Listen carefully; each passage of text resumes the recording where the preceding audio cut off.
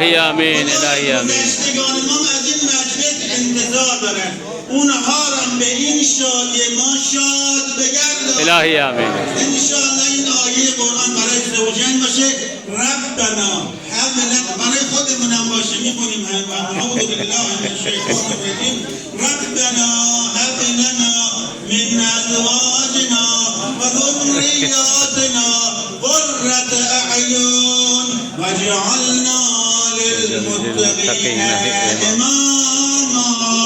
انشاءالله فرزندان با خیر و برکت، زندگی با حیات و طیبه، شما انشاءالله همیشه شاد، موفق، همه حاجات روا، برکت صلوات بر محمد و آل محمد. الله